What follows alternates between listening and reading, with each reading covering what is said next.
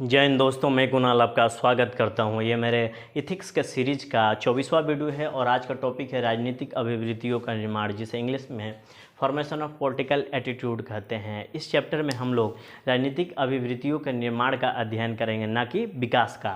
तो आइए समझते हैं कि राजनीतिक अभिवृत्तियों का निर्माण भारत में कैसे हुआ था। भारत के संदर्भ में देखेंगे क्योंकि हम लोग भारतीय हैं। राजनीतिक अभिवृत्तियों के निर्माण को समझने से पहले निर्माण शब्द को समझते हैं, यानी कि किसी भी चीज़ का निर्माण आरंभ में हो जाता है। जैसे कि एग्जाम्पल के तौर पे लेते हैं, एक मकान का निर्माण एक तल्ले के रूप में हो गया, लेकिन धीरे धीरे समय के अनुसार उसमें 2 तल्ले, 3 तल्ले, 4 तल्ले के रूप में उसका विकास होते चला जाता है। यानी कोई भी चीज़ का निर्माण हुआ, फिर धीरे धीरे उसमें विकास भी होता है। जैसे कि मान लिया कि सिंपल मकान बना, उसमें AC लगा दिया गया, गीजर लगा दिया गया, नाना प्रकार की सुविधाएँ लगा दी गई। तो ये क्या किया जा रहा है? मकान में परिवर्तन किया जा रहा है। जो परिवर्तन किया जा रहा है वो विकास के रूप में किया जा रहा है, ठीक है ना। तो कोई भी चीज़ में विकास का सूचक परिवर्तन होता है। मकान में जो 1 तल्ला था वो 2 तल्ले में हो गया, 3 तल्ले में हो गया, तो उसमें क्या किया जा रहा है? परिवर्तन करके विकास किया जा रहा है। तो ठीक है ना। तो ये थोड़ा सा निर्माण को हम लोग समझेंगे। तो इसी निर्माण के पृष्ठभूमि में हम लोग पॉलिटिकल एटीट्यूड को समझने का प्रयास करेंगे। लेकिन इस चैप्टर में हम लोग भारत में जो पॉलिटिकल एटीट्यूड का विकास कैसे हुआ इसको नहीं देखेंगे। इसको पॉलिटिकल एटीट्यूड के विकास को स्वतंत्र रूप में इंडिपेंडेंट लेक्चर में नेक्स्ट अगले अध्याय में हम लोग देखेंगे कि भारतीयों की जो पॉलिटिकल एटीट्यूड है वो बदलते बदलते वर्तमान में कैसे पहुंची है। ये हम विकास के अंतर्गत देखेंगे। लेकिन इस चैप्टर में हम लोग राजनीतिक अभिवृत्तियों का निर्माण को देखेंगे कि राजनीतिक अभिवृत्तियों का निर्माण कैसे होता है, राजनीतिक अभिवृत्तियों की शुरुआत कैसे होती है, और इसी दौरान हम लोग परिवर्तन की भी बात कर लेंगे, ठीक है ना। इसी दौरान माने कि राजनीतिक अभिवृत्तियों के निर्माण के दौरान भी हम लोग परिवर्तन की भी बात कर लेंगे। जैसे परिवर्तन को समझना है तो एक एग्जांपल के तौर पर लेते हैं, 2 पार्टियां हैं ABC और दूसरी पार्टी XYZ। ABC उदारवादी पार्टी है, इसकी आइडियोलॉजी क्या है? उदारवाद किस्म का है, उदार किस्म का है, लिबरल टाइप का है। और एक चुनाव होता है जिसमें उसका कुल मतदान, किसी खास वर्ष में चुनाव होता है, उसमें इस पार्टी को कुल मतदान का 40% वोट मिल जाता है और ये जीत भी जाता है। ये जीत जाता है ABC पार्टी। फिर लेकिन क्या होता है कि 5 वर्षों के बाद, आफ्टर 5 ईयर्स, इसको 25% ही वोट मिलते हैं। लेकिन XYZ जो संकीर्णवादी पार्टी थी, इसको कुल मतदान का 40% मिलता है और वो ये पार्टी जीत जाती है। अगर मान के एग्जाम्पल के तौर पर लेकर चले तो टोटल वोट परसेंटेज दोनों बार में, दोनों चुनावों में 60% था। तो 60% का 40% ये लाकर जीत गया। और अगले 5 साल के बाद फिर चुनाव हुआ, टोटल वोट पड़ा 60%। उसके बाद XYZ पार्टी जो है 40% लाकर जीत गई और ABC पार्टी हार गई। यानी कि जो इसका 15% जो इसको नुकसान हुआ ABC पार्टी को, ये 15% शिफ्ट होकर XYZ में आ गया। तो यानी कि देख रहे हैं ना, पॉलिटिकल एटीट्यूड में बदलाव आ रहा है। यानी कि शुरुआती दौर में हम लोग वोट दिए थे उदारवादी पार्टी को, ठीक है ना। लेकिन उसके बाद ये उदारवादी पार्टी जीत गई, लेकिन संकीर्णवादी पार्टी हारी हुई थी पिछले 5 वर्षों में। लेकिन 5 वर्षों के उपरांत ये संकीर्णवादी पार्टी जीत गई। तो यानी कि हमारा पॉलिटिकल एटीट्यूड उदारवाद से संकीर्णवाद हो रहा है। तो ये परिवर्तन हुआ। तो मैंने परिवर्तन को समझाने के लिए ये एग्जाम्पल दिया है, ठीक है ना। तो हम लोग पॉलिटिकल एटीट्यूड के निर्माण के दौरान परिवर्तन को भी हम लोग समझेंगे साथ साथ ही। तो इस लेक्चर में हम लोग पॉलिटिकल एटीट्यूड के निर्माण और परिवर्तन को देखेंगे और देखेंगे कि एटीट्यूड का जो राजनीतिक पक्ष है उसको समझने का प्रयास करेंगे। क्योंकि एटीट्यूड का कई पक्ष हो सकते हैं, खेल के प्रति, समाज के प्रति, लोगों के प्रति। तो एटीट्यूड बहुत बड़ा डायमेंशन लिए हुए, जैसे नैतिकता ली हुई थी। वो यहाँ पर हम लोग इस लेक्चर में एटीट्यूड के राजनीतिक पक्ष की चर्चा करेंगे। तो आइए समझते हैं कि एटीट्यूड का जो राजनीतिक पक्ष है उसका निर्माण कैसे कैसे होता है।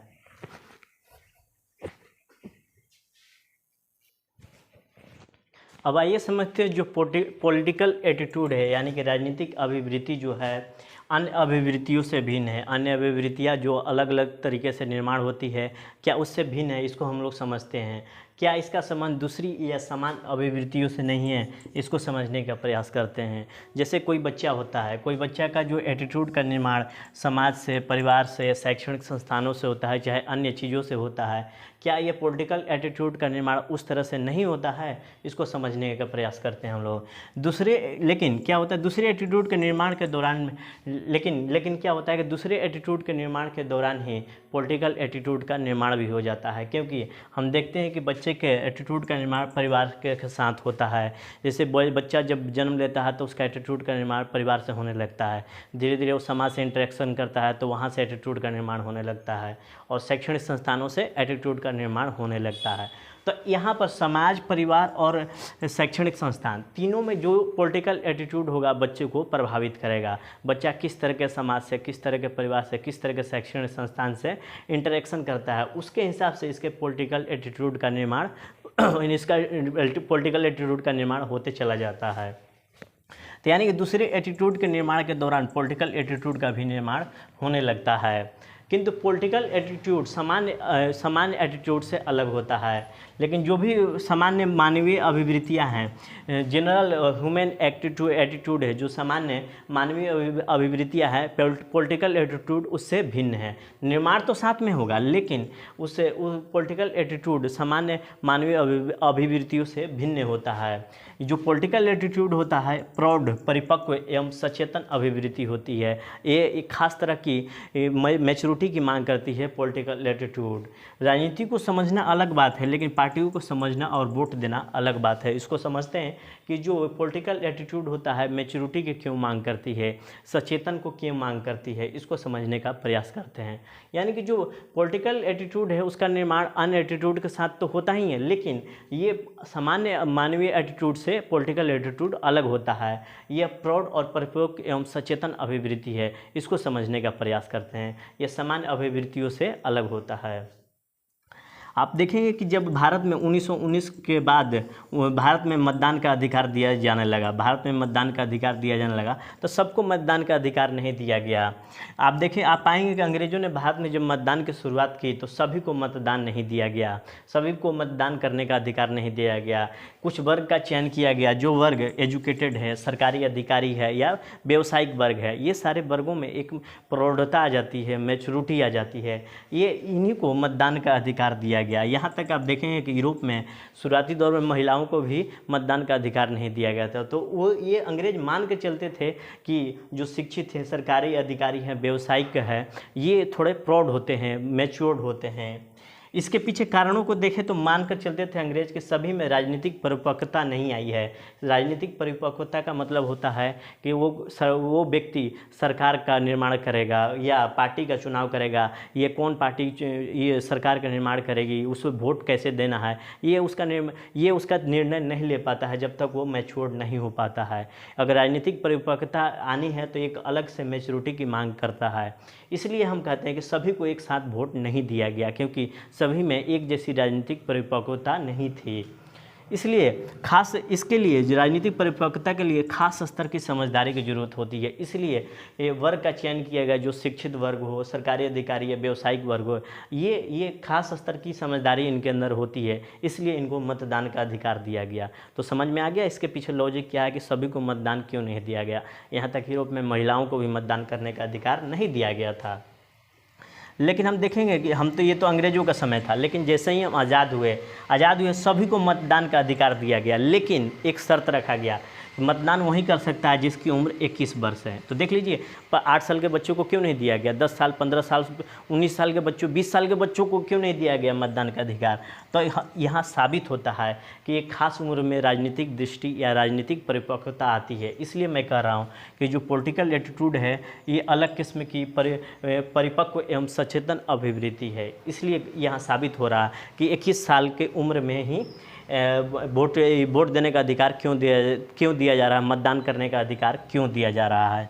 आगे चल के शुरुआती दौर में तो 21 वर्ष से मतदान का अधिकार दिया गया। वो इसलिए दिया गया कि उस समय कुछ लोगों को ही, सामान्य लोगों को ही एक थोड़ी सी राजनीतिक की सूझबूझ थी। पढ़े लिखे लोग तो राजनीति के बारे में बहुत आगे तक सोचते थे, लेकिन सामान्य व्यक्ति को ऐसा मान के चला कि जो 21 वर्ष का है वो राजनीति की समझ रखता है, तो वो राजनीति की क्या समझ रहेगा। उसके अंदर राजनीति की शिक्षा आज़ादी के बाद ये होगा कि हम अंग्रेजों के गुलाम थे, हमें आज़ादी चाहिए, हमें मांग चाहिए, ये पूरी करनी है। तो वो राजनीतिक शिक्षा उतनी ज़्यादा नहीं थी। लेकिन समय काल में अगर 30 वर्षों के अंतराल में देखें तो उसके बाद आगे चलकर 21 वर्ष को घटाकर 18 वर्ष कर दिया गया, ठीक है ना। ना। तो ये मतदान करने का उम्र को 18 वर्ष कर दिया गया। तो ये यहाँ पर देख लीजिए कि अब जो परिपक्वता का उम्र माना जा रहा है, राजनीतिक दृष्टि से परिपक्वता का उम्र अब माना जा रहा है 18 ईयर्स। पहले 21 था, अब 18 हो गया, क्योंकि धीरे धीरे मैच्योरिटी आती जा रही है, यानी कि 18 वर्ष में ही मैच्योरिटी आने लगी है।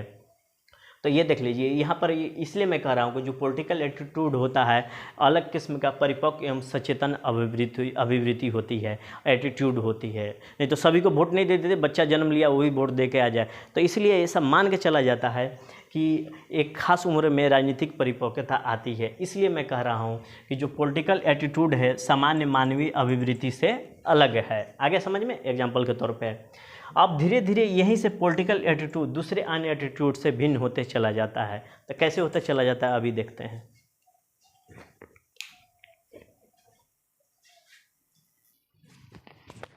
आइए अब देखते हैं कि राजनीतिक अभिवृत्ति सामान्य मानवीय अभिवृत्तियों से अलग कैसे है, उसको देखते हैं। इसके लिए एक शब्द यूज होता है राजनीतिक समाजीकरण, पॉलिटिकल सोशलाइजेशन।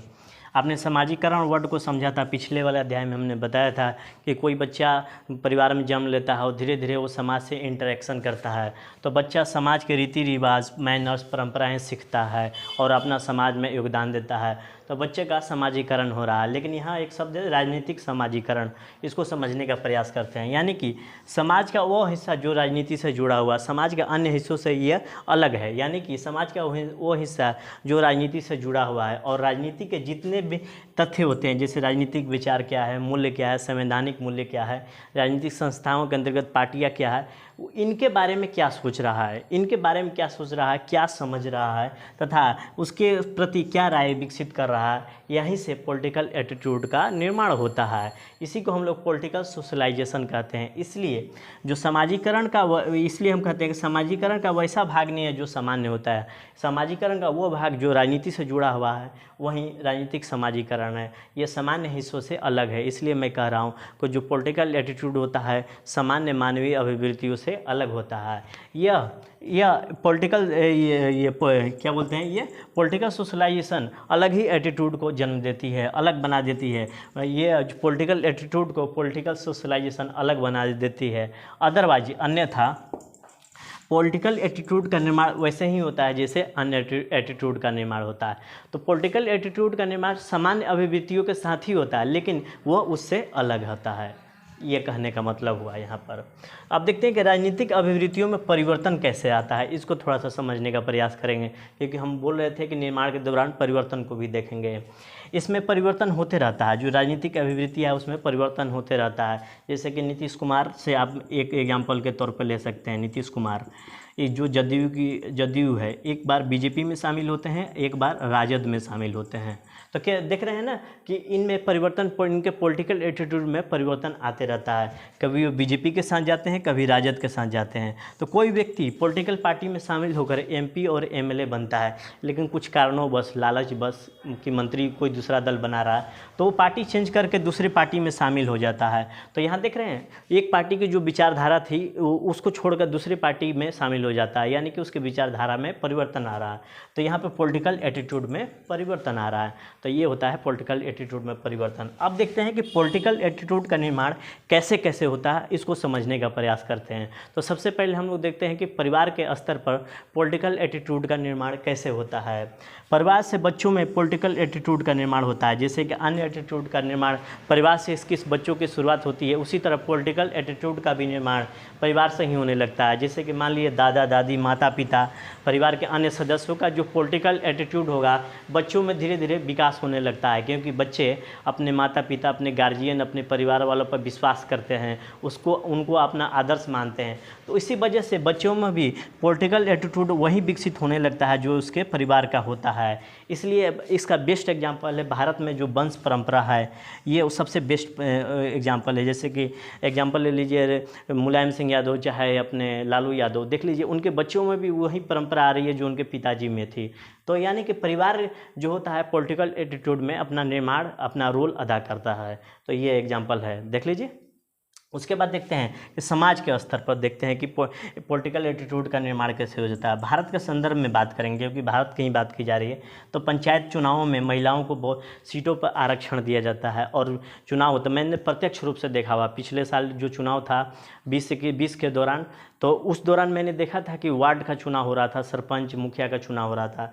तो उस दौरान जहाँ पर जिन जिन सीटों पर महिलाओं का आरक्षण था वहाँ पर महिलाएं जीत तो जाती थी, लेकिन सरपंच का मान लिया पद मिला, मुखिया का पद मिला या वार्ड का सदस्य का पद मिला, तो वहाँ पर उस पद को वो एंजॉय नहीं कर पाती थी। क्यों नहीं एंजॉय कर पाती, इसको समझते हैं। क्योंकि पति जो था वो पति अपने आप को सरपंच पति कह के चलता था, यानी कि महिला अगर सरपंच बन रही है तो उसका अपना उसके पावर का एंजॉय उसका पति करता था। क्योंकि महिलाएं जो होती है सामाजिक रूप से सामने नहीं आ पाती है, इस वजह से इनके अंदर पॉलिटिकल एटीट्यूड का निर्माण नहीं हो पाता है।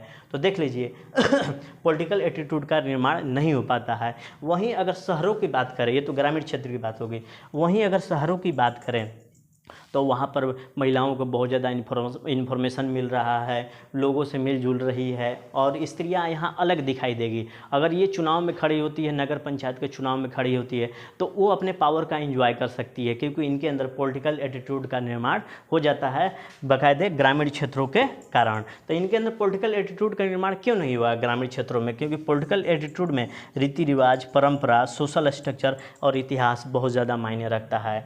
पॉलिटिकल एटीट्यूड केवल पॉलिटिक्स से ही नहीं जुड़ा हुआ, इन सबसे चीज़ से जुड़ा हुआ है।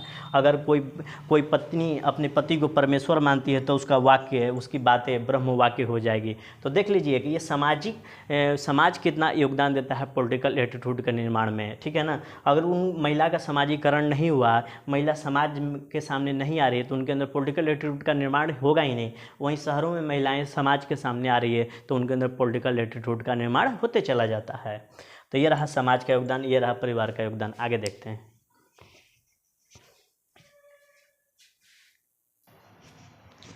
वर्तमान में देखेंगे तो धीरे धीरे महिलाओं में पॉलिटिकल एटीट्यूड में विकास हो रहा है। महिलाओं में पॉलिटिकल एटीट्यूड का विकास होते जा रहा है और ये जो पॉलिटिकल एटीट्यूड है भिन्न होने लगी है। यानी कि महिलाओं के सशक्तिकरण, वुमेन एम्पावरमेंट से महिलाओं के अंदर पॉलिटिकल एटीट्यूड विकसित होते जा रहा है और भिन्न होते जा रहा है। तो भिन्न क्यों हो रहा है? तो हम समझेंगे कि महिलाएँ शिक्षित हो रही है, ये शहरों में जा रही है और लोगों से मिल रही है, दूसरे गाँव के लोगों से मिल रही है, दूसरे शहर के, दूसरे देश के, दूसरे राज्यों के लोगों से मिल रही है। इसके कारण उनके एटीट्यूड में बदलाव आते जा रहा है। इस वजह से क्या हो रहा है कि शहरों में जा रही है, शिक्षित हो रही है, दूसरे लोगों से मिल रही है, तो ये अपने अधिकारों के प्रति सतर्क हो रही है। और जो राजनीतिक दल इनके अधिकारों को, इनके हितों को समर्थन करते हैं, वो उस दल को ये महिलाएं चुनाव में अपना पक्ष देती है, अपना वोट देती है। वो जो दल इनके हित में कोई कानून बनाते हैं, इनके पक्ष में खड़ी होती है, उनको ये वोट देते हैं। जैसे कि एक एग्जाम्पल के तौर पर ले लें मुस्लिम महिला। अन्य धर्मों की तुलना में ये मुस्लिम महिलाएं ज़्यादा शोषित है, क्योंकि मुस्लिम जो समाज है वो बहुत ज़्यादा क्लोज्ड है, वहाँ पर शिक्षा का थोड़ा अभाव है, परंपराओं का बहुत ज़्यादा मोल है, पर्सनल लॉज हैं। इस वजह से यहाँ पर मुस्लिम महिलाएँ ज़्यादा शोषित है। तो वो एक एग्जाम्पल के तौर पे लेते हैं कि कैसे मुस्लिम महिलाओं में के एटीट्यूड में परिवर्तन आ रहा है, वो शिक्षित होते जा रही है, कौन सा राजनीतिक दल इनके पक्ष में खड़ा हो रहा है, इनको समझने का प्रयास करते हैं। एक एग्जाम्पल लेते हैं, 1986 में एक साहबानों का मामला आता है और 1 रुपये मेहर की रकम अदा करने की बात आती है। यानी कि साहबानों एक मुस्लिम महिला होती है, उनके पति ने तलाक दे दिया और तलाक के लिए मुआवजे की राशि या गुजारा भत्ता मात्र 1 रुपये था, क्योंकि मेहर की राशि 1 रुपये थी। साहबानों ने सुप्रीम कोर्ट में पहुंची और सुप्रीम कोर्ट में इस मामले को बहुत ही गहराई से देखा और सुप्रीम कोर्ट ने धर्म, रीति रिवाज, पर्सनल लॉ को किनारे करते हुए 3-2 के बहुमत से साहबानों के मामले में फैसला सुनाया और कहा कि इन्हें गुजारा भत्ता या मुआवजा मिलना चाहिए साहबानों को। इसको लेकर हो हल्ला मच गया मुस्लिम समाज में कि हमारे पर्सनल लॉज पर, हमारे नीति, कानून, धर्म पर अटैक किया जा रहा है। इसको लेकर उस समय राजीव गांधी की सरकार थी और राजीव गांधी सरकार ने प्रॉपर बिल लाकर इस सुप्रीम कोर्ट के आदेश को रद्द कर दिया और साहबानों अपने अधिकार से वंचित हो गई। लेकिन क्या हुआ कि कुछ वर्षों वर्षों के बाद नहीं, 30 वर्षों, लगभग 30 वर्षों का अनुमान लगा के चलते हैं तो 2017-18 में ये मामला फिर उठता है कि 3 तलाक का मामला जो है या हलाला का मामला, 3 तलाक और हलाला का मामला महिलाओं के अगेंस्ट में है, मुस्लिम महिलाओं का अगेंस्ट में है। सरकार इसे गलत मानने लगी। देखिए यहाँ जो सत्ताधारी सरकार थी ये इसे सही मानी थी कि नहीं, इनको अधिकार नहीं मिलना चाहिए, पर्सनल लॉ ज़्यादा इंपॉर्टेंट होते हैं। लेकिन 2017-18 में बीजेपी की सरकार है, यहाँ पर 3 तलाक और हलाला के मामले में जो बीजेपी सरकार है या केंद्रीय सरकार मान के चलिए, मैं किसी पार्टी का नाम नहीं ले रहा हूँ, ना ही समर्थक हूँ, उन्होंने इस प्रथा को गलत माना, ठीक है ना। तो यहाँ प्रथा को गलत मानने के पीछे रीज़न क्या है थोड़ा सा समझेंगे, क्योंकि कोई भी चीज़ लाभ के सौदे से ही होती है। यहाँ तक आते थे महिलाओं में पॉलिटिकल एटीट्यूड डेवलप हो चुके थे, यहाँ तक आते थे महिलाओं में पॉलिटिकल एटीट्यूड बहुत ज़्यादा डेवलप हो चुके थे। पॉलिटिकल एटीट्यूड के प्रति इनके अंदर मैच्योरिटी, परिपक्वता आ गई थी और इनका परिवर्तन भी होने लगा था, क्योंकि ये शिक्षित होने लगी थी और शिक्षित होने के साथ साथ ये अपने अधिकारों के प्रति सतर्क हो गई थी। और वो ये महिलाएँ उस दल के साथ खड़ी रहेंगे जो इनके अधिकार दिलाएंगे। यानी कि अगर 3 तलाक दिया जा रहा है तो मुआवजा या गुजारा भत्ता जो पार्टी दिलाएगी उसके पार्टी में ये वोट देंगे। तो इसलिए देखेंगे जो सरकार, केंद्रीय सरकार थी, इस बात को गलत मानी और इनके खिलाफ कानून लाई। तो देख रहे हैं ना, महिलाओं की राजनीतिक अभिवृद्धि में यहाँ पर बहुत ज़्यादा बदलाव दिख रहा है, राजनीतिक अभिवृद्धि में वृद्धि दिख रही है, क्योंकि समय के साथ उनको शिक्षित किया जा रहा है, ये अपने अधिकारों की मांग कर रही हैं। एक लेते हैं सेल्फ हेल्प ग्रुप, स्वयं सहायता समूह कहते हैं। ये महिलाओं के अंदर पॉलिटिकल एटीट्यूड पैदा करने में बहुत बड़ी भूमिका निभाए। मैं देखेंगे सेल्फ हेल्प ग्रुप में महिलाओं का सेल्फ हेल्प ग्रुप है, तो वहाँ पर महिलाएँ संगठन बनाती हैं, नेतृत्व करती है, योजना बनाती है, प्लानिंग करती है, बैठकें करती है। तो ये देख रहे हैं महिलाओं के अंदर पॉलिटिकल एटीट्यूड डेवलप हो रहा है। लोकतंत्र में तो यही होता है ना कि नेतृत्व किया जा रहा है, योजना बनाई जा रही है। तो महिलाओं के एटीट्यूड में बहुत ज़्यादा परिवर्तन कर रहा है। पॉलिटिकल एटीट्यूड में सेल्फ हेल्प ग्रुप बहुत ज़्यादा इनको ग्रूम कर रहा है। एक और बात करें तो शिक्षित और शहरी और अशिक्षित और ग्रामीण, इनके एटीट्यूड की बात करें तो पॉलिटिकल एटीट्यूड शिक्षित और शहरियों का लेफ्टिस्ट की ओर होगा, क्योंकि ये उदारवादी, तार्किक और यथार्थवादी सोच रखते हैं। वहीं अशिक्षित और ग्रामीण में पॉलिटिकल एटीट्यूड राइटिस्ट यानी दक्षिणपंथी की ओर होगा, क्योंकि ये परंपरा समाज को लेकर चलते हैं। तो ये रहा महिलाओं और ये शिक्षित, अशिक्षित और शहरी वर्गों में पॉलिटिकल एटीट्यूड का निर्माण। अब देखते हैं, आइए अब देखते हैं कि शैक्षणिक संस्थानों में पॉलिटिकल एटीट्यूड का निर्माण कैसे होता है। शैक्षणिक संस्थान पॉलिटिकल एटीट्यूड में अपनी भूमिका निभाती है, कैसे निभाती है इसको समझने का प्रयास करते हैं।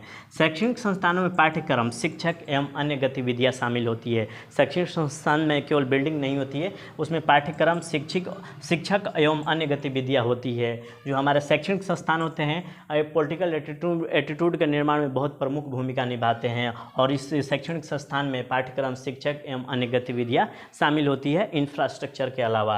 इसलिए आप बीच बीच में बहुत ज़्यादा विवाद सुनते होंगे कि सरकार पाठ्यक्रम में बदलाव कर रही है। तो सरकार पाठ्यक्रम में बदलाव करके क्या करना चाह रही है? तो सरकार पाठ्यक्रम में बदलाव करके पॉलिटिकल एटीट्यूड में बदलाव लाना चाहती है, खास करके इतिहास के पाठ्यक्रमों में बदल कर। इसके माध्यम से इतिहास के पाठ्यक्रम में बदलाव लाकर बच्चों में पॉलिटिकल पार्टी अपनी आइडियोलॉजी के अनुसार उनमें बदलाव लाना चाहती है कि अपने आइडियोलॉजी को बच्चों में आरोपित कर दिया जाए, थोप दिया जाए। तो इस वजह से पॉलिटिकल पार्टी अपने राजनीतिक लाभ उठाने के लिए इतिहास के पाठ्यक्रमों में बदलाव लाती है, ताकि अपने पार्टी के आइडियोलॉजी के अनुसार बच्चों में भी पॉलिटिकल एटीट्यूड विकसित किया जाए। बच्चों में अपनी पार्टी के आइडियोलॉजी को विकसित किया जाए बचपन से, ताकि बचपन में जो आइडियोलॉजी या एटीट्यूड डेवलप हो जाते हैं बहुत ही दृढ़ हो जाते हैं, मजबूत हो जाते हैं। ठीक है ना। तो ये रहा शैक्षणिक संस्थानों का पॉलिटिकल एटीट्यूड में अपना योगदान। अगर वही बात करें टीचर की, अगर किसी संस्थान में, अगर शैक्षणिक संस्थान में पाठ्यक्रम होता है, शिक्षक होता है, अगर शिक्षक का जो दृष्टिकोण है वैज्ञानिक है, तार्किक है, तो बच्चों में भी तार्किक दृष्टिकोण विकसित होगा, क्योंकि बच्चे टीचर से प्रभावित होते हैं। क्योंकि हम स्कूल इसलिए भेजते हैं कि बच्चे प्रभावित हो, अच्छे दृष्टिकोण वाला विकसित हो। अगर वही बच्चा अगर टीचर वैज्ञानिक दृष्टि वाला, यथार्थवादी ना होकर रूढ़िवादी वाला है, तो बच्चों में भी रूढ़िवादी दृष्टिकोण विकसित होता चला जाएगा। इसलिए शैक्षणिक संस्थानों का बहुत बड़ा योगदान होता है पॉलिटिकल एटीट्यूड का निर्माण में। एक एग्जाम्पल के तौर पर लेते हैं जेएनयू की स्थापना। जेएनयू की स्थापना मार्क्सवादी विचारों को पढ़ाने के लिए की गई थी। अगर हम लोग बात करें तो जेएनयू की स्थापना मार्क्सवादी विचारों की पढ़ाने के लिए की गई थी, और या हम लोग मार्क्सवादी विचारों को यहाँ पर हम लोग क्रांतिकारी या तोड़ फोड़ वाली विचारधारा मानते हैं, तो इसको गलत तरीके से प्रस्तुत किया जा रहा है आपके सामने। जो जेएनयू की स्थापना मार्क्सवादी विचारों के पढ़ाने के लिए किया गया था, क्योंकि जो बच्चे वहाँ पढ़े उनके अंदर सामाजिक सरोकार विकसित हो, देश के गरीब और शोषित वर्गों के प्रति उनके अंदर सहानुभूति विकसित हो, लोगों में, बच्चों में वैज्ञानिक चेतना विकसित हो, बच्चों में यथार्थवादी दृष्टिकोण विकसित हो, इसलिए जेएनयू की स्थापना की गई थी। और यहाँ से जो छात्र पढ़ कर निकलते हैं वो अलग ही दिखते हैं। और इन्हीं जेएनयू चाहे अन्य विश्वविद्यालयों में जो चुनाव कराया जाता है, चुनाव प्रक्रिया में आप लोकतंत्र को समझने का प्रयास करते हैं, लोकतंत्र को समझते हैं। और बचपन से ही आप अगर कॉलेज लाइफ से ही लोकतंत्र को समझने लगेंगे तो आगे चल के आप अच्छे नेता बन सकेंगे। वहाँ से देखते हैं बड़े बड़े इंस्टीट्यूट से पढ़े लिखे लोग आज देश की कमान संभाल रहे हैं। तो यानी कि जो शैक्षणिक संस्थान है लोकतंत्र की पाठशाला है, यहाँ से लोकतंत्र की समझ धीरे धीरे विकसित होती चली जाती है। ये रहा शैक्षणिक संस्थानों का योगदान।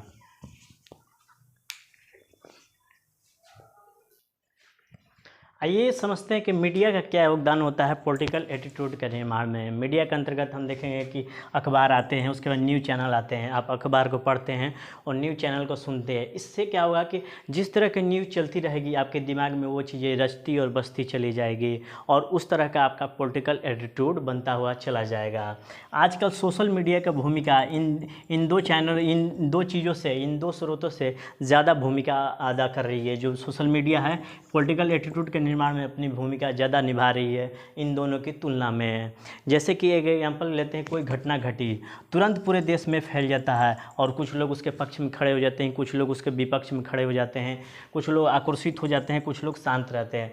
तो ये कोई घटना घटी और पूरे देश में फैल गई, तो देख रहे हैं सोशल मीडिया का कितना पावर है। तो ये आपके एटीट्यूड को भी प्रभावित करती है। इसलिए देखते हैं कि हर पार्टी का, चाहे बीजेपी, कांग्रेस, चाहे भारत में जितनी भी पार्टियां हैं, सबकी अपनी अपनी आईटी सेलें हैं, और आईटी सेलों के माध्यम से गलत न्यूज़ हो उसके ऊपर प्रोपेगेंडा के तौर पर फैलाकर अपनी पार्टी के छवि को मजबूत करते हैं और दूसरे पार्टी के छवि को नीचा गिराते हैं। तो ये देख रहे हैं कि इस मीडिया का कितना योगदान होता है पॉलिटिकल एटीट्यूड के निर्माण में। जैसे कि अभी एग्जांपल ले लेते हैं, मेवात में जो नूह डिस्ट्रिक्ट है, मेवात जो डिस्ट्रिक्ट है, जो नूह स्थान पर जो सांप्रदायिक दंगे हुए हैं, आप लोग मीडिया के माध्यम से आप लोग सामाजिक सौहार्द भी स्थापित कर सकते हैं और सामाजिक सौहार्द को बिगाड़ भी सकते हैं, सांप्रदायिक तनाव को बढ़ा भी सकते हैं और घटा भी सकते हैं। ये आपके ऊपर निर्भर करता है कि मीडिया का आप कैसे उपयोग कर रहे हैं। अगर पॉलिटिकल पार्टी अपने लाभ के लिए यूज कर रही है तो आप उस चीज़ को समझिए। इसलिए मैंने मीडिया का योगदान बताया कि कैसे आपके पॉलिटिकल एटीट्यूड को प्रभावित करते हैं। देखिए चुनाव आने वाला है और दंगे शुरू हो गए, तो दंगे शुरू हो गए, इसको अलग अलग तरीके से पेश किया जाएगा, प्रोपेगेंडा के तौर पे आपके सामने पेश किया जाएगा कि आप ये खतरे में हैं, वो खतरे में है। लेकिन ग्राउंड लेवल पर ग्राउंड चीज़ें अलग होती है। जो दंगा होता है सुनियोजित होता है, प्री प्लान्ड होता है, इसके पीछे कई कहानियां हैं, उसके पीछे जो जड़ों को समझिए। अचानक नहीं उबाल ले लीजिए कि हमारे धर्म को खतरा है, हमारे भाइयों को मार रहे हैं। तो ये पीछे लड़वाने के पीछे पॉलिटिकल पार्टी का बहुत बड़ा उद्देश्य होता है। अब कोई भी पॉलिटिकल पार्टी हो सकती है, मैं नाम नहीं लगा रहा हूँ, आपके ऊपर छोड़ रहा हूँ कि आप किस तरह से चीज़ों को देख रहे हैं। तो मीडिया का बहुत ज़्यादा योगदान होता है पॉलिटिकल एटीट्यूड के निर्माण में, ताकि पॉलिटिकल एटीट्यूड को अपनी विचारधारा के अनुरूप बदल कर अपनी पार्टी को वोट दिला सकें। ये योगदान होता है मीडिया का। इसके बाद देखते हैं दबाव समूह। दबाव समूह जो होता है बहुत बड़ा योगदान होता है पॉलिटिकल एटीट्यूड के निर्माण में। मान लीजिए कि मेरी जो राजनीतिक अभिवृत्ति है स्वतंत्र किस्म की है, मैं किसी की ओर झुकाव नहीं रखता हूं, लेकिन चूंकि मैं समाज और समूह में रहता हूं, मैं समाज और समूह में रहता हूं, तो वो समाज और समूह जाति का हो सकता है, धर्म का हो सकता है, क्षेत्र का होता है, भाषा का हो सकता है, राज्य के आधार पर हो सकता है, वो किसी विचारधारा के आधार पर हो सकता है। तो ये समाज और समूह इस तरह का हो सकता है, और ये जो समाज और समूह है मेरे ऊपर विशेष सरकार का एक दबाव बनाता है कि आप इस पॉलिटिकल एटीट्यूड को हो जाइए, इस पॉलिटिकल पार्टी, इस पॉलिटिकल आइडियोलॉजी की तरफ झुक जाइए। तो ये मेरे ऊपर दबाव बनाता है, इसलिए ये दबाव समूह का काम कर रहा है। ये दबाव समूह चुनाव के दौरान बहुत ज़्यादा अपने उभार पे रहता है। ये उस चुनाव के समय आपके एटीट्यूड को उभारने का बहुत ज़्यादा प्रयास किया जाता है दबाव समूह के द्वारा। और ये जो दबाव समूह है ध्रुवीकरण का काम करता है, पोलराइजेशन का काम करता है, ताकि आपकी भावनाओं को चरम स्तर पर उठाया जा सके, जाति के नाम पर, धर्म के नाम पर, क्षेत्र के नाम पर, भाषा के नाम पर। और जब भी ये दबाव समूह होता है आपके अंदर एटीट्यूड का डेवलपमेंट करता है, उसी के आधार पर मान लीजिए कि एक एग्जाम्पल ले लीजिए कि एक क्षेत्र है, एक क्षेत्र में एक जाति समूह के लोग रहते हैं, तो प्रत्याशी का चुनाव मतलब कि अल्पसंख्यक जाति वालों का नहीं होगा। जो उस जाति में बहुत सारा लोग, बहुसंख्यक जाति के लोग होंगे, उसके प्रत्याशी को खड़ा किया जाता है, उसके कैंडिडेट को खड़ा किया जाता है, ताकि जाति के आधार पर वोट पड़ सके और हमारी पॉलिटिकल पार्टी को फ़ायदा हो सके। यानी कि सीटों का निर्धारण अगर किसी क्षेत्र में जाति के आधार पर है तो जाति के आधार पर की जाती है, किसी क्षेत्र में दबाव समूह भाषा का है या किसी क्षेत्र में धर्म का दबाव समूह है तो उसके आधार पर सीटों का आवंटन किया जाता है। तो इस तरह से हम देखते हैं कि अगर जाति का आधार बनाकर दबाव समूह बनाया जाता है तो जाति समूह, जो जातीय समूह है, एटीट्यूड का निर्माण में अपनी भूमिका निभाती है। तो ये जो दबाव समूह है हमारे एटीट्यूड के निर्माण में बहुत बड़ी भूमिका निभाते हैं। खासकर चुनाव के समय ये हमारा ध्रुवीकरण करते हैं अपने जात के नाम पर, धर्म के नाम पर, क्षेत्र के नाम पर, भाषा के नाम पर, ताकि हमारा पॉलिटिकल एटीट्यूड चेंज हो सके और हम उस पार्टी को वोट दे दें। ठीक है ना, ये बहुत बड़ी भूमिका निभाते हैं। उसके बाद देखते हैं पॉलिटिकल पार्टियां आवश्यकताओं को देखती है। आवश्यकताएं व्यक्तिगत भी हो सकती है और सामाजिक भी हो सकती हैं। पॉलिटिकल पार्टियां आपकी आवश्यकताओं के अनुरूप आपसे व्यवहार करती है। अभी आपकी क्या आवश्यकता है उसके अनुरूप पॉलिटिकल पार्टी आपसे व्यवहार करती है और उसके माध्यम से आपके एटीट्यूड को प्रभावित करने का प्रयास करती है। एक एग्जाम्पल के तौर पर ले तो विश्वनाथ प्रताप सिंह, बीपी सिंह ओबीसी के माध्यम से, मैंने मंडल आयोग के माध्यम से ओबीसी को आरक्षण देने का बात कही थी, जिससे पूरे देश में इसका विरोध किया गया। लेकिन उस समय चुनाव की ज़रूरत थी, उस समय इन पार्टी की ज़रूरत थी, इसलिए ये मंडल कमीशन को मंजूरी दे दी गई। उसके बाद बीपी सिंह का ही जो चरित्र था बहुत ही स्वच्छ छवि के व्यक्ति थे। राजीव गांधी के सरकार में जो बफोर्स मामला हुआ था उसका उजागर करने का प्रयास किया गया। ये सब क्यों किया जा रहा है? क्योंकि आपके एटीट्यूड को अपने पॉलिटिकल पार्टी की तरफ अट्रैक्ट कर सके, अपने पॉलिटिकल पार्टी की तरफ मोड़ सके और अपनी पार्टी को वोट दिला सके और चुनाव में जीत सके। ये सारी के सारी आपके एटीट्यूड के निर्माण में बहुत सारी भूमिकाएं निभाते हैं।